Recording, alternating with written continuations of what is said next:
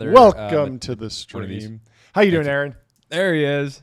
Boys, how are you? How are you? We're great. I think if you turn your camera horizontally, we'll have a little bit better frame over here. Is that Okay. possible? That might be tough. He's on an iPhone. No, I that am looks a- great. There we go. Thank you. That looks great.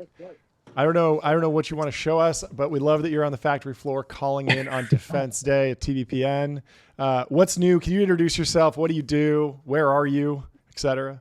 Sure. Aaron Slodov, CEO of Atomic Industries, and we're teaching AI how to do mass production here.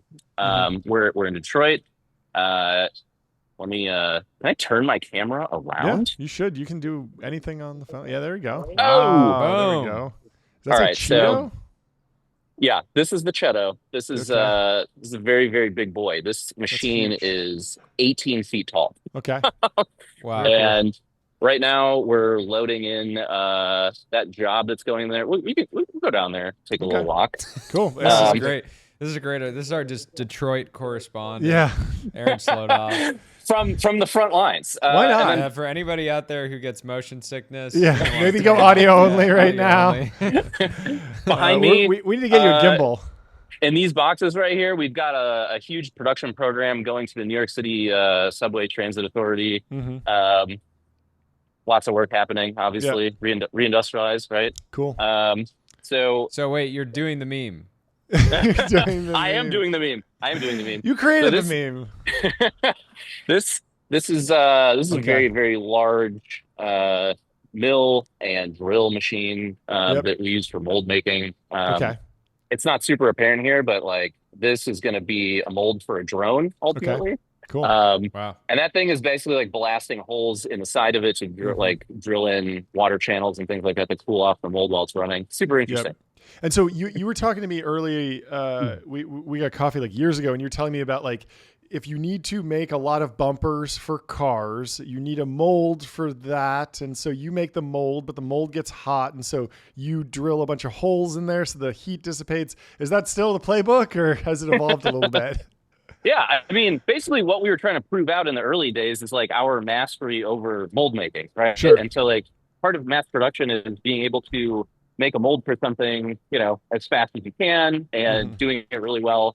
And obviously this is like the domain of tradespeople. It takes hundreds or thousands of hours to actually engineer one of these things. And, you have to build it too. So ultimately what we're trying to do is teach a computer how to actually engineer these things in like minutes instead of, weeks and months, and then have it flow through the factory more efficiently than it ever has been able to. And then, once you actually put the mold into a production setting, it runs more efficiently too, because it's physics optimized, so you can squeeze out way higher efficiency from these things when they're running. So like, here's one of the programs running right now.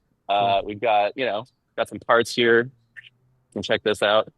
Wow. I But have no idea what those are, but they look cool. yeah. Have you ever done any like microphones, Here's a- mic stands, like any national security critical stuff, like podcasting equipment? Yeah, it's all national security, all ITAR all the time. Yeah. I do have a question about like how you actually generate the designs that then you manufacture. How much is physics-based solver deterministic computing versus more like AI generative, non-deterministic? And then on the AI side, are you getting into reinforcement learning, or is this just like, let's get a big pool of data and train like it's an LLM? Yeah, so basically what we're doing is kind of similar to how self-driving cars were built a long time ago. So you do have to have kind of like numerical solvers that characterize a physics problem pretty well. And then once you dial that in, you can start using it to seed a model to do something. And then obviously you have a factory to help you like close the loop on the prediction ability, right? So the idea here is that, with the solvers and kind of like the models that we build on top of this, you have a factory that generates all this awesome data. Ultimately, what you're trying to do is just like predict the physics of a mold and the design of it as fast as you can. So in terms of like LLMs and how they play a part in this stuff, it'll become more apparent over time, I think. But, on the physics-based side, very little. Yeah, of And course. then like in terms of like coordination and I think like execution of said designs and kind of like factory operations, it's huge. Yeah. A lot of that stuff can be really great, like, agentically for helping, the efficiency here. Yeah, there's a little bit of like when all you have is a hammer, everything looks like a nail syndrome with the LLM stuff right now, where people are like, let's just stuff it in everything, and it's like, hey, there are other algorithms, in fact, that might be useful, and Yes. and that's okay. You don't need to be embarrassed. Yeah, I imagine when you guys are, in the customer development process, like you're oftentimes, there we go. that's the poop. That's the machine poop. I imagine you're competing with kind of companies in China on some of these parts. Like a lot of like, when you hear about like the Chinese manufacturing culture, it's like respond really quickly to emails, like get pricing over, be clear. Unless it's like Chinese New Year. It's don't even think about doing anything around then. But like, is that something like, do you respect their game when it comes to just like being like really fast, really clear, like focusing on cost reduction, scale, et cetera? Like, do you think we can learn from them? I think that, yeah, there's an interesting story there, right? Which is like the grit part of it. And so I do think that like if you're highly motivated and incentivized to actually win as much work as you can, you're gonna do whatever you can to do that, right? And so like a lot of American like high mix manufacturing is, let me just take a look at this job and see if I'm gonna make enough money off of it before I actually even like talk to you.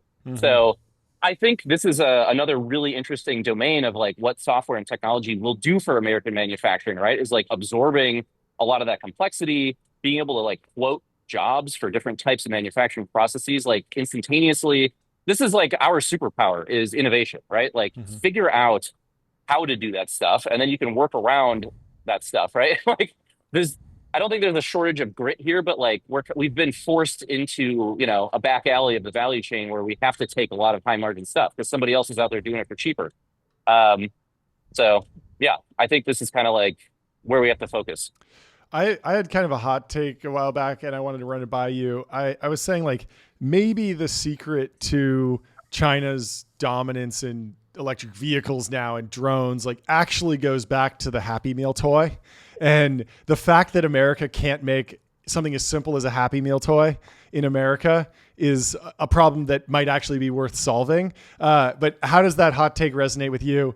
Do we need to be able to make Happy Meal toys in America?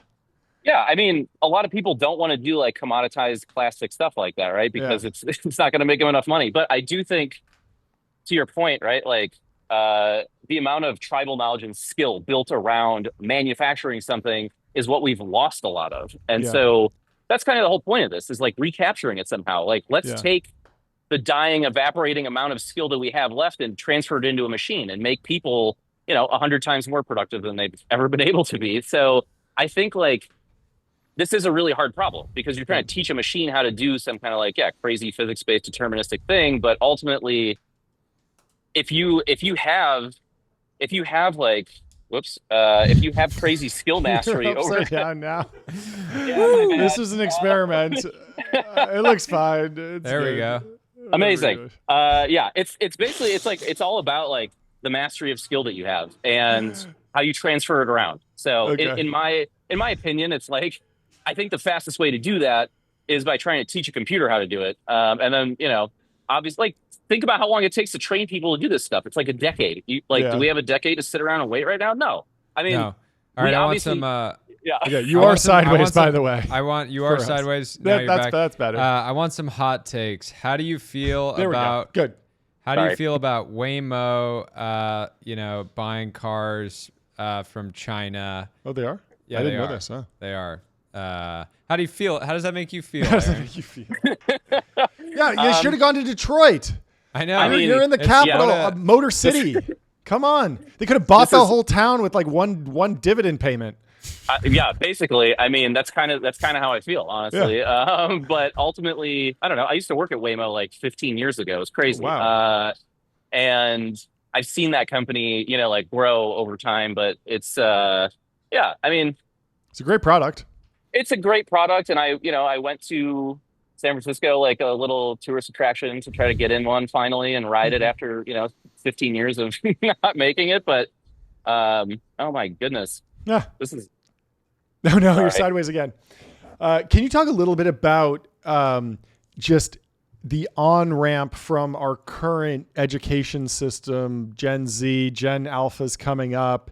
How do we get folks to get excited about what you're doing, manufacturing, hard tech generally? And then is there a need to change? Do we need to, like, when I went to high school, like there was no machine shop class. It just wasn't an option. And it feels like that took my whole class off the path of like ever pursuing anything related to machine shops. Now, most of those people became like consultants and bankers and lawyers and doctors. But, do we need to bring back machine shop? Do we need to do more in the college circuit? Or is it really just great memes, great conferences, and people will pivot at the last second after they've been studying CS for 4 years? Yeah, I think it's two things. Like incentive, obviously, right? There has to be a reason that you want to do something like this. So it's either going to be pay or the glory. And the reason that I wanted to do this is because this is one of the hardest, engineering and physics problems that like I can imagine. It's utterly insane how hard this is. And like, I think I'm probably one of the only people stupid enough to do something like this. But ultimately, I think the challenge of it is incredibly rewarding. You get to put your hands on steel. You get to get cut and bleed. It's awesome. But beyond that, right? Like, if you turn factories like this into a sci-fi future, like, who's to say you can't pay somebody that works in here the same as they get as like an L5 at Google or something, right? Like, if you're productive enough, I mean, kind of speaks for itself. And like beyond that, I think also, training wise, exposing people to this kind of stuff is ultra important. Being able to do factory tours, right? Like our buddy Zane, we need to like have factory tours going on all the time, but there's a transformation happening, right? From going from like the dirty, dangerous and dingy into like relatively, neat and kind of modern, but like there's another version behind this too. So I think like really jazzing people up about the opportunity in terms of like challenge and incentive is kind of like the main thrust for this. And then, there's memes, but also I think a lot of like preeminent industrialists today could be beating that drum a lot more. And, there's super exciting companies to go work for. It's a big party bag full of opportunity right now. I want one last question. More spicy, fresh, hot off the grill, hot take from you before you leave. And we'll have you on again because it's been great. We'll have you on with a stable camera too, so we can see that handsome face. I had to walk around, right? We're gonna get you a selfie stick straight from Shenzhen on Temu. A Temu selfie stick. The Temu selfie stick is in the mail. Temu expected gimbal. In 6 weeks, but we paid $1 for it. Last question: is there a world in the future where you got humanoid robots walking around that factory floor, or are they unnecessary with the other forms of automation that you have going on? Yeah, I mean, I would love to. I think they could probably be pretty useful for, little stuff that requires less precision and dexterity. But as that improves, obviously, probably some interesting work for them to do around here. But for now, it's like walking around the outside with like a machine gun. So there we go. I like the sound of that. Yeah, that actually sounds pretty good. Give the robots guns. Yeah, give the robots guns. Robots guns. Yeah, security. Detroit first, baby. Let's go. For sure. Yeah. Aaron, it's been fantastic having you on. This is awesome. Looking forward to the next one. Keep pounding the table. It's working, I think. Yeah, good luck. Thank you, guys. I'll talk to you soon. Bye. Bye.